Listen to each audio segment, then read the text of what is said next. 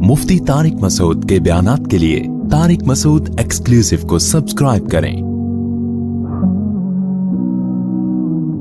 Tariq Masood exclusive.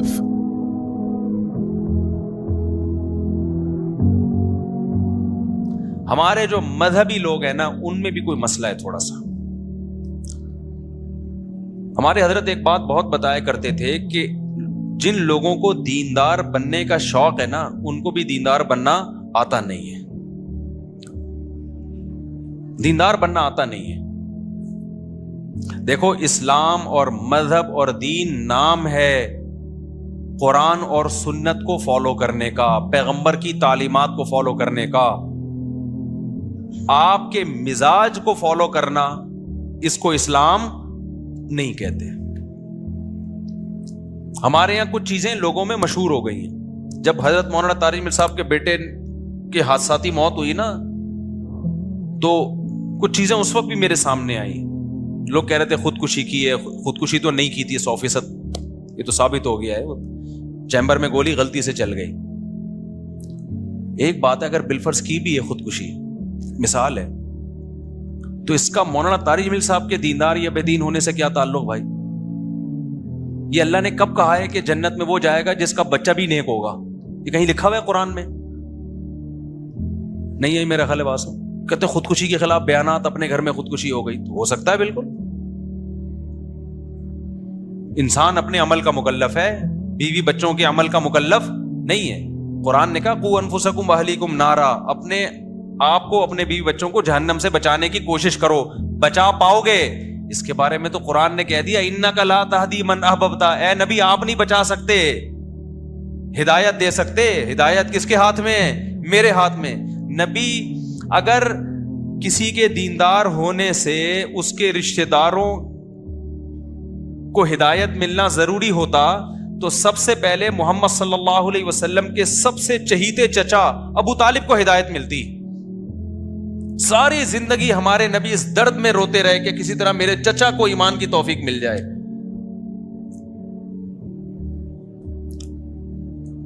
नूह अलैहिस्सलातु वस्सलाम ने 950 साल तबलीग की है, बेटा काफिर होके मरा है। क्या कोई नूह अलैहिस्सलाम, हमारे लोग होते वहां पे, हम कहते लो दुनिया को तबलीग हो रही है, अपने घर की फिक्र नहीं है। नूह अलैहिस्सलाम की बीवी भी काफिर, लो दुनिया को समझा रहे हैं, अपनी बेगम को दुपट्टा नहीं पहना सकते। ये आजकल बातें मार्केट में क्या कर रही हैं?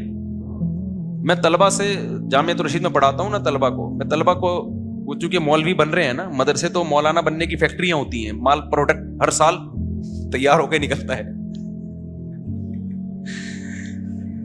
तो मैं उनके एक बात समझा रहा था कि कभी ना ऊट पटांग दावे नहीं करना,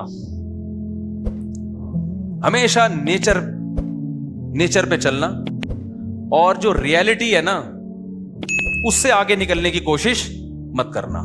फंटरगिरी अल्लाह को पसंद नहीं है।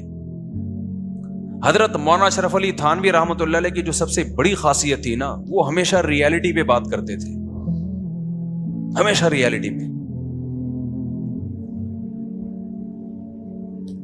उनके जितने मवाइज हैं, खुतबात हकीमुल उम्मा के नाम से इतने सारे मवाइज छपे हुए, उनके सैकड़ों किताबें लिखी हैं उन्होंने। जब उनकी मौत वाक़ हो रही थी तो ऐनी शाहिदीन का बयान है कि उनकी दोनों उंगलियों से रोशनी की किरणें निकल रही थी। एक करामत के तौर पे अल्लाह ने ये दिखाया, क्योंकि सारी जिंदगी उन्होंने अपने कलम से इस्लाही उम्मत का बहुत काम लिया अल्लाह ने। मैंने बहुत पढ़ा है हजरत मौलाना शेख थानवी रहमतुल्लाह अलैह को बचपन में। अगर मैंने उनको ना पढ़ा होता, शायद आज मैं यहां ना बैठा होता। लेकिन उनकी उर्दू बहुत गाढ़ी है, बहुत सकील उर्दू इस्तेमाल होती। कुछ किताबें हजरत मौलाना शेख थानवी की तरफ मंसूब हैं जो उनकी है नहीं, कुछ ऊट पटांग चीजें। तो खैर, कभी भी रियलिटी से हट के मत जाओ। मसलन मैंने तलबा को समझाया, मैंने कहा जब तुम कल मौलाना बनोगे तो अखलाक पर बयान करोगे।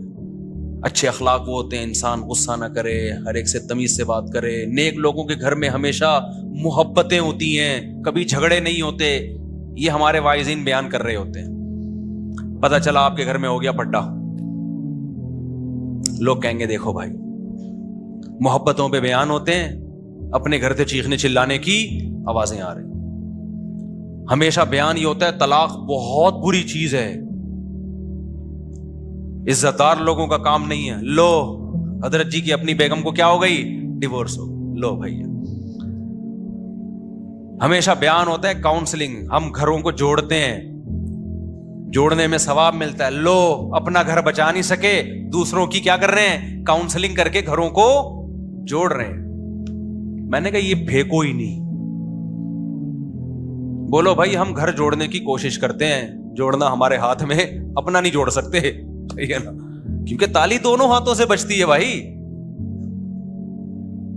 اچھا, نیک لوگوں کو بیوی ہمیشہ نیک ملتی ہے, اچھی عورتوں کو ہمیشہ بندہ اچھا ملتا ہے. کہیں بھی نہیں لکھا ہوا ہے نا قرآن میں, حدیث میں. بعض دفعہ بڑے نیک ہوتے ہیں, فراڈن مل جاتی ہے. بعض دفعہ ایک عالمہ پاکیزہ پردے دار ہوتی ہے, بندہ 2 نمبر مل جاتا ہے اس کو. یہ سب کچھ ہوتا ہے. استخاروں کی پیداوار ایسی ہی ہوتی ہے. یہ جو آج کل خلاف سنت استخارے نکال رہے ہیں نا, استخارہ نکالا اور یہ والا رشتہ نکل آیا, تو پھر وہ چرسی نکلتا ہے اس میں, کیونکہ آپ شریعت سے آگے. شریعت نے کب کہا استخارہ نکال کے شادی کرو بھائی؟ شریعت نے کہا مشورے کرو, لوگوں سے اس کی تحقیق کرو. فردی چیزیں بنائی ہوئی ہیں. ایک خاتون نے کہا میرا ایک رشتہ آیا ہوا ہے, اور میں نے کہا بھائی وہ آپ کے ابا نے اس کی تحقیق کی ہے, اس کے دوستوں سے اس کے ساتھ سفر کیا, یا اس کی پوری انکوائری کی ہے؟ نہیں, میں نماز پڑھتی ہوں, تہجد پڑھتی ہوں, مجھے یقین ہے اللہ میرے ساتھ غلط نہیں کر سکتا, مجھے یقین ہے میرا اللہ میرے ساتھ ہے, میں اللہ پہ توکل کروں گی. ابے کیوں بھائی, تو کیا مریخ سے آئی ہوئی ہے, کوئی الگ ٹائپ کی خاتون ہے کیا, کہ تو پہلی ہے جس نے تہجد پڑھی ہے؟ کیا تہجد گزاروں کو چرسی ہیروئن نہیں ملتے, 2 نمبر نہیں مل جاتے؟ اسلام نے کب کہا ہے کہ جب تم تہجد پڑھتے ہو تو جو آ جائے ہاں کر دو؟ یہ کہا اسلام نے؟ ابے یار آپ لوگ کو سمجھ میں نہیں آ رہا. اللہ میاں نے اسباب کے ساتھ دنیا کو جوڑا ہے میرے بھائی. دعا اسباب کے بعد قبول ہوتی ہے. اسباب اختیار کیے بغیر دعاؤں کو فوکس کرو گے, اس کا مطلب آپ دعاؤں میں ہی مخلص نہیں ہو. ایک آدمی کما نہیں رہا, بیٹھا بیٹھا دعائیں مانگ رہا ہے, اللہ روٹی دے دے, تو قیامت تک مانگ مانگ کے مر جائے گا, روٹی نہیں ملے گی اس کو, اٹھ کے پھوٹنا پڑے گا, جانا پڑے گا بازار میں. ایک صاحب آئے, مجھے کہنے لگے میرا بیٹا کسی کام کا نہیں ہے.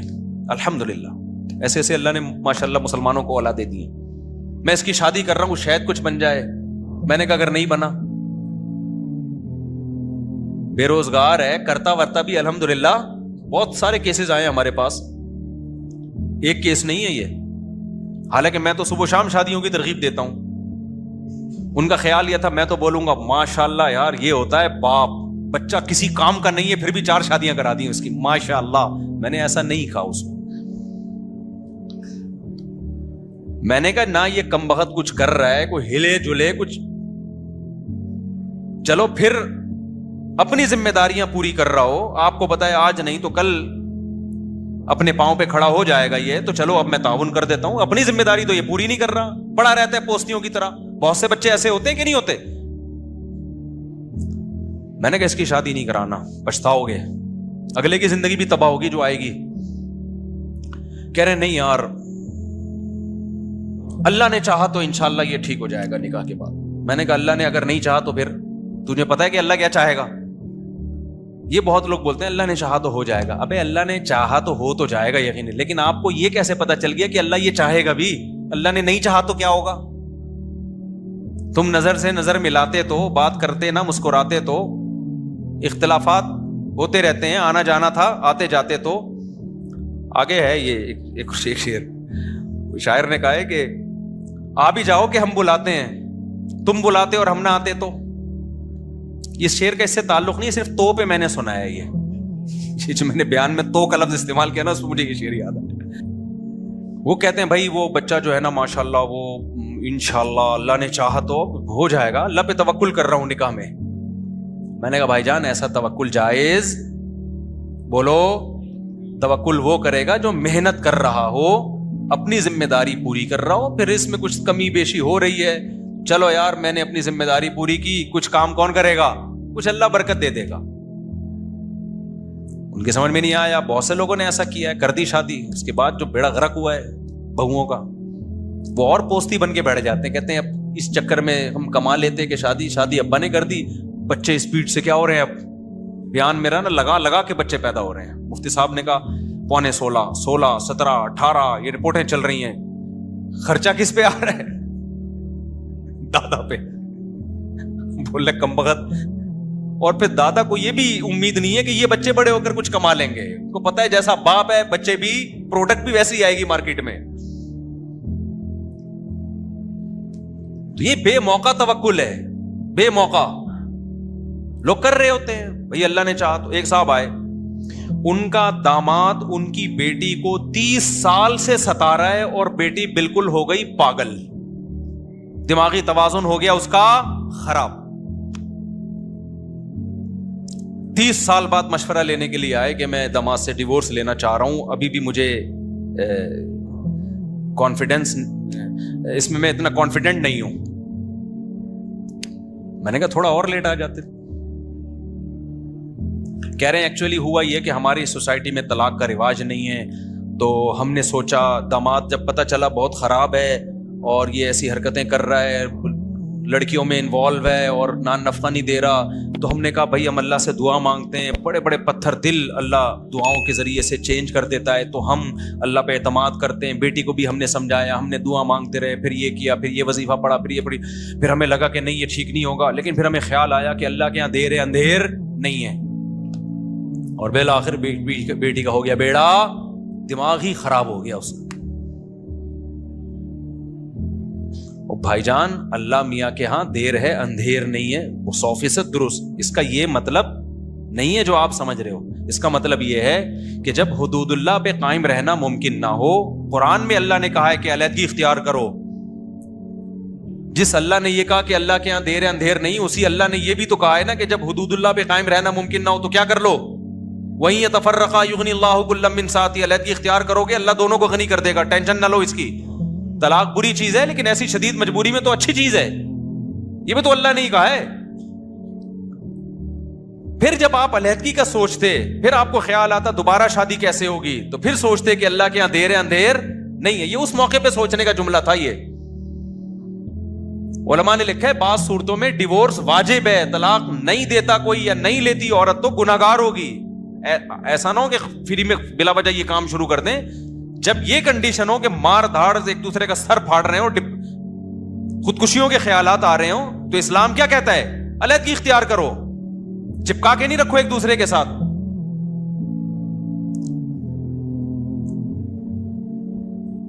ایک خاتون نے کہا میری شادی ہو گئی, 1 ہفتے کے بعد پتا چلا کہ جی بندہ بالکل اولاد ہی نہیں ہو سکتی, بالکل نامرد ہے. میں نے صبر کیا, کیونکہ صبر کرنے والوں کے ساتھ کون ہے, اللہ ہے. اور اس صبر کا مجھے یہ صلہ ملا کہ 20-25 سال میں نے اس شوہر کے ساتھ گزارا کیا, نہ اولاد نہ کوئی ڈیزائرز پوری کر سکتا ہے وہ, لیکن اب وہ مجھے پہ شک کرنے لگا ہے کہ یہ اتنی پاک دامنی کے ساتھ میرے ساتھ رہ رہی ہے تو لگتا ہے کوئی دال میں کچھ کالا کالا ہے. کہتی مجھے یہ وفا کا صلہ ملا. میں نے کہا آپ نے جو صبر کے فضائل سنے ہوئے تھے نا, وہ اس موقع کے نہیں تھے, وہ اس موقع کے ہی نہیں تھے. وہ شادی جب ایک بندے نے دھوکہ دیا ہے, آپ کو بتایا نہیں کہ اتنی بڑی بیماری ہے, پیسوں میں دھوکہ دے دے چل جاتا ہے, عمر کا دھوکہ دے دے, تھا 40 کا بتایا 30 کا, چل جائے گا. پتھر سے تھوڑی شادی ہوتی ہے, کسی دیوار سے تھوڑی شادی ہوتی ہے. نکاح کا تو بنیادی مقصد ہی اولاد ہے. اس معاملے میں جب دھوکہ دے دیا, ایک دھوکے باز کے ساتھ اب وفا کر رہی ہو آپ, بیڑا غرق کر دیا پوری زندگی اپنی, اور اب 30 سال کے بعد طلاق لے کے کہاں جائے گی وہ. یہ ہے ہمارے دینداروں کے غلط کانسیپٹ. نہیں آ رہی کھوپڑی شریف میں بات, بھائی جان کیا ہو گیا, سمجھ میں آ رہی ہے بات. تو فرضی چیزیں کی ہوئی ہیں. اور ایک غلط کانسیپٹ ہے, دینداروں کے پاس پیسہ اچھا نہیں لگتا لوگوں کو, یہ تو بہت بڑا مسئلہ ہے. جیسے پیسے سیکولر طبقے کی تو کھوپڑی آؤٹ ہو گئی نا پیسے سے, اس کے ہاں تو سب کچھ کیا ہے, پیسہ ہے. ایسے ہی ہمارے ہاں دینداری اور بزرگی کا معیار یہ کہ پھٹے پرانے کپڑے پہنے اور ناڑا لٹک رہا ہو اس میں سے. کیونکہ جب میں بائک پہ پھٹپٹی بائک پہ جاتا تھا, لوگ کہتے تھے حضرت کیا, حضرت کو اللہ نے مقام عطا فرما. اب میں ریوو میں جا رہا ہوں تو لوگ کہتے ہیں اس کو دیکھو یار بدل گیا, بندہ کیا ہو بدل گیا. بدل گیا, وہ بات نہیں رہی, روحانیت ختم. ریوو کا روحانیت سے کیا تعلق ہے اللہ کے بندے؟ یہ کون سی حدیث میں لکھا ہوا ہے؟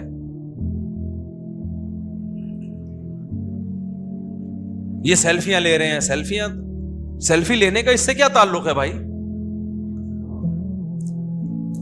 ایک صاحب نے لکھا, ہمارے مدرسے کے طالب علم, کہ میں اس مفتی کے بیان پہلے بہت شوق سے سنتا تھا. پہلے یہ سادہ تھا, پتہ نہیں کیا مطلب تھا, شاید ناڑا لٹک رہا ہوگا, کیا ہوگا. میرے تو ہمیشہ سے یہی سفید لباس رہا ہے, 25-30 سال, 95 سے لے کے اب تک میں سفید کپڑے ہی پہن رہا ہوں. گھر والے کبھی کوئی کلر رنگین پہنا دیں زبردستی تو ایک الگ بات ہے, ورنہ یہی ڈیزائن, یہی کالر, اور یہ, اس کے علاوہ کچھ نہیں پہنا ہم نے.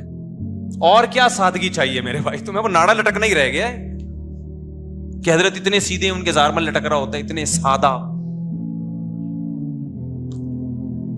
تو کیا تمہیں لینا دینا یار؟ ایک بندہ اگر ریوو میں بیٹھ گیا تو کیا ہو گیا اس سے یار؟ کیوں فضول؟ یہ اچھے دیندار لوگوں کے کمنٹس ہوتے ہیں نیچے. یہ بھی ایک دماغ ہے. کہتے ہیں حضور صلی اللہ علیہ وسلم کی زندگی تو بہت سادہ تھی. دیکھو ہمارے نبی کی زندگی میں تو پھر سفید کپڑے بھی نہیں تھے. اگر نبی کی زندگی کو فالو کرنا ہے تو اس میں پھر جو کی روٹی ہے, گندم کی روٹی بولو نہیں ہے. پھر تو علماء کو چاہیے کہ ایک ٹائم جو کی روٹی کھائیں بس. پھر اس میں ایک لنگی ہے, کبھی اوپر کی چادر تھی کبھی نہیں تھی. وداؤٹ قمیض ہمارے نبی صلی اللہ علیہ وسلم گھومتے تھے, اس لیے کہ کپڑا ہی نہیں تھا. پھر تو اگلا بیان میرا دھوتی پہن کے ہوگا, وداؤٹ بنیان. پھر دیکھتا ہوں ایسی سادگی آپ افورڈ کر پاؤ گے کہ نہیں کر پاؤ گے. پھر 40 دن گھر میں چولہا نہیں جلتا تھا. پھر یہ والی زندگی ہے, 40 دن پھر آپ بھی کبھی گھر میں ہم چولہا نہیں جلے. کوئی ٹکے گا گھر میں؟ اب تو 4 کی باتیں کر رہا ہوتا ہوں, اس کے بعد ایک بھی نہیں ہوگا گھر میں. او بھائی وہ جو نبی کی زندگی تھی نا, یہ سادگی والی کی, ایک لنگی ہے, اوپر پہننے کی قمیض بھی غربت تھی, مسکنت تھی. یہ نبی کی اختیاری تھی. اس میں نبی نے ہمیں اپنے آپ کو فالو کرنے کا حکم نہیں دیا. اگر فالو کرنے کا حکم دیا ہوتا تو حضرت عثمان اور عبد الرحمن بن عوف کی بھی یہ زندگی ہوتی. ان کی تو بڑی لگژری زندگی تھی. حضرت عثمان کے اونٹ تجارتی ایک دفعہ مدینہ میں آئے ہیں نا, تو مدینہ کی زمین ہلنے لگی. پتا چلا کہ سینکڑوں اونٹ مال سے بھرے ہوئے مدینہ میں آ رہے ہیں. اونٹ کا چغازا وزن ہوتا ہے. جب سینکڑوں اونٹ لدے ہوئے آ رہے ہوتے ہیں, پتا چل غبار سے اور اس کی شان و شوکت سے پتا چلا کہ کس کا تجارتی قافلہ آ رہا ہے, عثمان کا. نہیں آئی میرا خیال ہے بات سمجھ میں؟ تو ہمارے نبی نے تو ان کو منع نہیں کیا. یہ ہمارے نبی کا فقر اختیاری تھا. اللہ نے آپ کا مزاج ایسا بنایا تھا. اس میں بہت ساری حکمتیں تھیں. وہ حکمتیں کیا تھی اس پر میں کئی دفعہ بیان کر چکا ہوں, ابھی یہ میرا ٹاپک نہیں ہے. سلیمان علیہ السلام بھی تو اللہ کے پیغمبر تھے نا. کتنا بڑا عالی شان تخت تھا ان کا, کیسا عالی شان تاج تھا ان کا. ہمارے آج کے یہ صوفی ٹائپ کے, جو جاہل ٹائپ کے صوفی ہیں, یہ اس دور میں ہوتے, حضرت سلیمان کے پاس آ کے کہتے کہ آپ کی تو اسٹائل ہی الگ ہے. آپ کا تو یہ تو بزرگوں کا اسٹائل یہ ہوتا ہی نہیں ہے.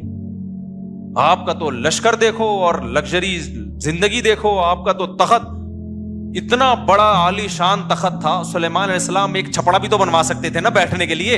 ایک منجی ہوتی, اس پہ سلیمان علیہ السلام آ کے بیٹھ جاتے, دربار وہاں بھی لگ جاتا. ارے منجی نہیں ہوتی جس میں نیچے سے بھی ہوا لگتی ہے. بیڈ میں نا نیچے سے ہوا نہیں لگتی. منجی میں فائدہ ہوتا ہے کہ نیچے سے بھی ہوا لگتی ہے, اس میں زیادہ سکون کی نیند آتی ہے. تو سلیمان علیہ السلام ایسے بھی تخت لگا سکتے تھے کہ چارپائی ہوتی ہے وہ جو کھجور کے پتوں والی, اس پہ بیٹھتے. ہمارے نبی کا تخت تو یہی تھا بھائی. ہمارے نبی زیادہ بڑے بادشاہ تھے سلیمان علیہ السلام سے, لیکن تخت کیسا تھا؟ ایک بوریا چٹائی جس پہ نشان پڑ جاتے تھے. سلیمان علیہ السلام بھی اللہ کے محبوب پیغمبر, لیکن ان کا انداز کیسا تھا؟ اتنا عالی شان تخت, ملکہ سبا دیکھ کے ہوش اڑ گئے. ہیرے جواہرات جڑے ہوئے اس میں. اب کوئی کہتا ہے یہ بزرگ ہیں, ان کا انداز تو دیکھو. اور بات کا انداز بھی وہی تھا. ہدہد مارکیٹ سے شارٹ ہوا, سلیمان علیہ السلام نے فرمایا وداؤٹ پرمیشن یہ مارکیٹ سے شارٹ کیوں ہوا ہے؟ جب آئے گا اگر اس نے اب معقول ریزن پیش نہیں کی اس کو میں سزا دوں گا یا اس کو ذبح کر ڈالوں گا میں. آپ کو لو بھائی ان کے تو بات کیسے کر رہے ہیں یار یہ یہاں کے صوفی ہوتے کہتے یار یہ تو بات بھی عجیب انداز سے کر رہے. بھائی حکومت چلانا ہے تو اسی اسٹائل میں بات ہوگی.